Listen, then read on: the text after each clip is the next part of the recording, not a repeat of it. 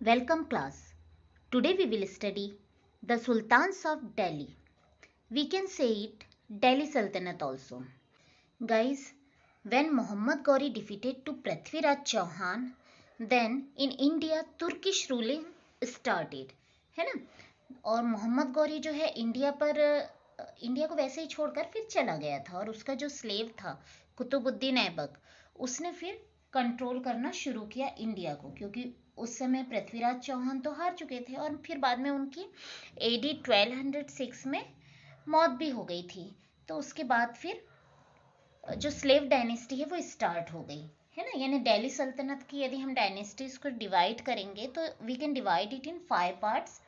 तो first is slave dynasty, that is from AD 1206 to 1290. Second is Khalji dynasty, that is from AD 1290 to 1320. Third is the Tughlaq dynasty, that is from AD 1320 to 1440.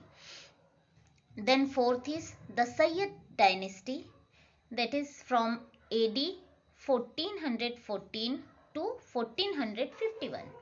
And fifth is the Lodi dynasty, that is from AD 1451 to 1526. Okay guys, so these 5 dynasties we will study in this chapter Delhi Sultanate.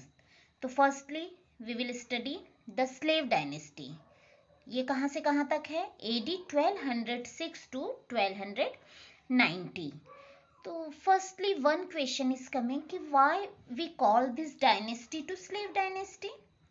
क्योंकि ये जो dynasty है इसके maximum जो ruler है, starting जो foundation जो बनाया उन्होंने, तो जो फाउंडर रूलर्स है वो सारे स्लेव थे, है ना।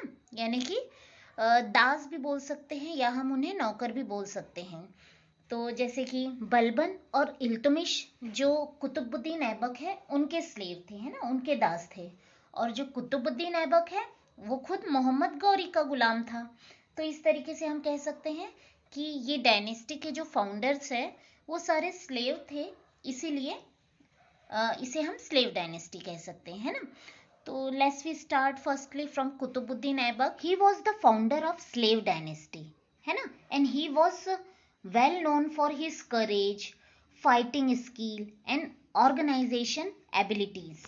ही has work only for 4 years, but उसने अपने शासन काल में अपने राज्य को बहुत मजबूती प्रदान करने की पूरी कोशिश की थी, है ना. He was very kind and generous ruler.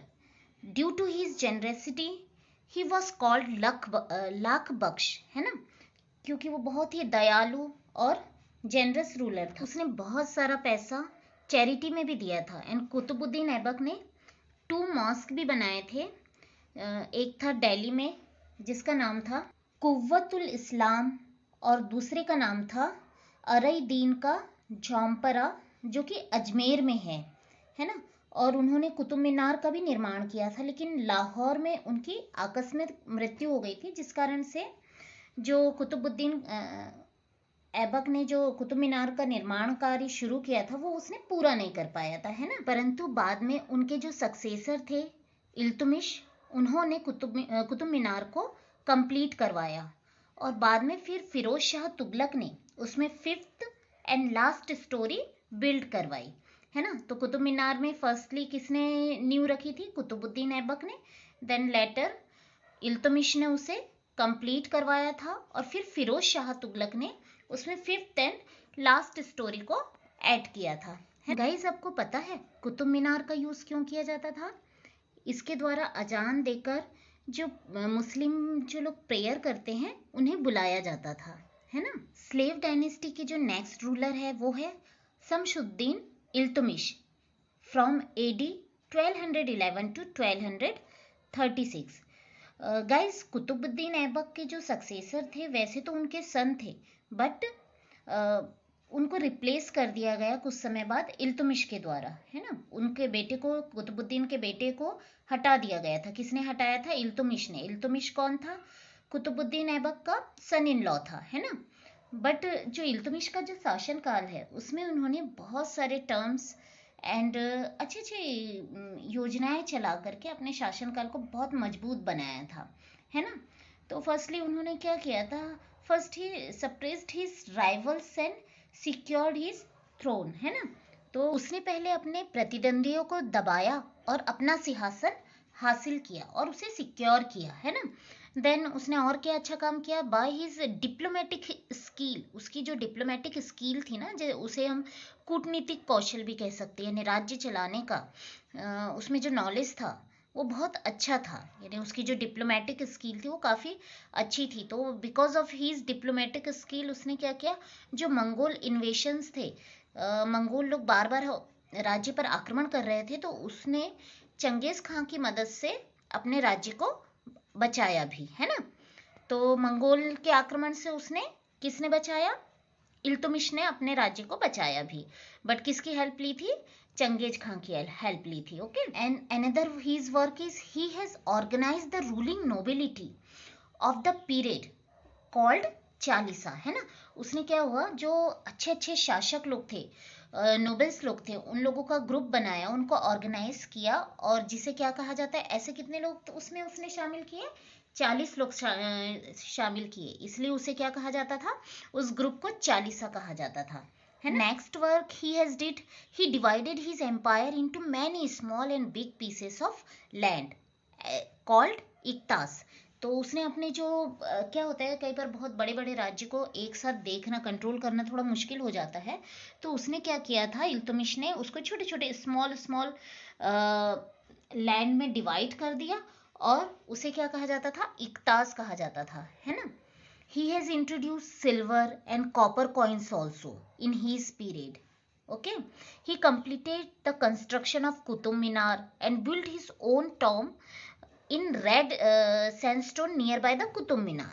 Iltutmish died in 1236. उसने क्या किया था कि पहले तो कुतुब मीनार कंप्लीट करवा दिया, और उसके बाद उसने अपना जो टॉम्ब है वो कुतुब मीनार के बाजू में ही रेड सैंडस्टोन से बनवाया था, है ना। और उसकी मृत्यु कब हुई थी, 1236 में हो गई थी।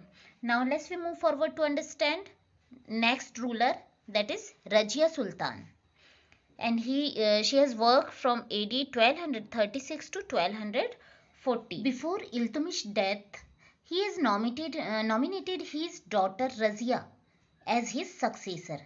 And रजिया जो है वो इल्तुमिश की बेटी थी, तो उन्होंने, इल्तुमिश ने क्या किया था, उससे ही अपने राज्य का आगे का सुल्तान बनाया था। उसने नॉमिनेटेड कर दिया था कि रजिया ही उसके बाद में राज्य को संभालेगी।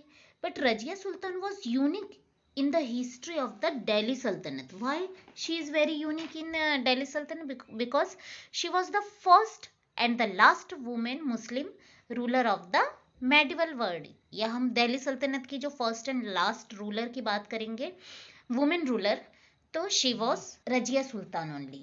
Okay guys, she was very brave, intelligent, great ruler and an excellent horsewoman also.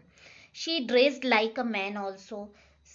She personally led the her army also in battle. वैसे तो रजिया सुल्तान हर चीज में योग्य थी, लेकिन उसके आसपास के जो नोबल्स लोग थे, जो शासक लोग थे, वो बिल्कुल नहीं चाहते थे कि उनके राज्य में कोई लेडीज या कोई वुमेन रूलर बने, है ना।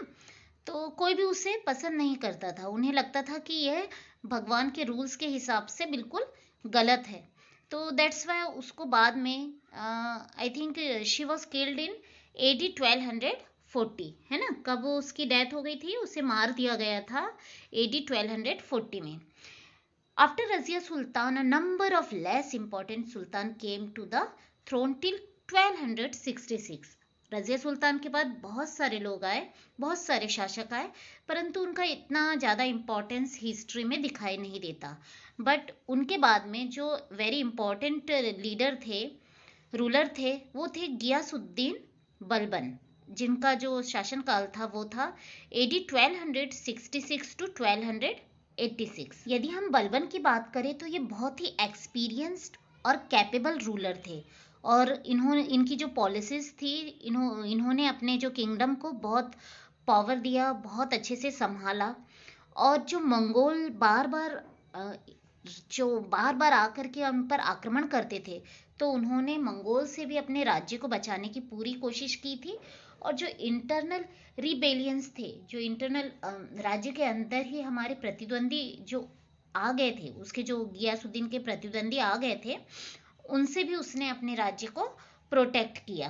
वेरी इंपॉर्टेंट पॉइंट कि ही believed in the theory of divine kingship, यानी जो गॉड, उसका मानना था कि जो किंग होता है वो गॉड का रिप्रेजेंटेटिव होता है अर्थ के ऊपर, है ना।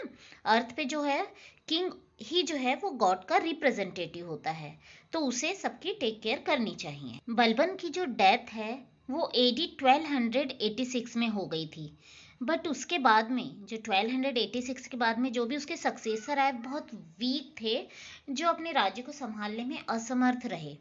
तो इस वजह से AD 1290 में दिल्ली सल्तनत का स्लेव डायनेस्टी का एंड हो गया। कब हो गया एंड? 1290 में। और जो डायनेस्टी, न्यू डायनेस्टी का जन्म हुआ, that is Khalji dynasty. In next class we will study about the Khalji dynasty. Thank you guys.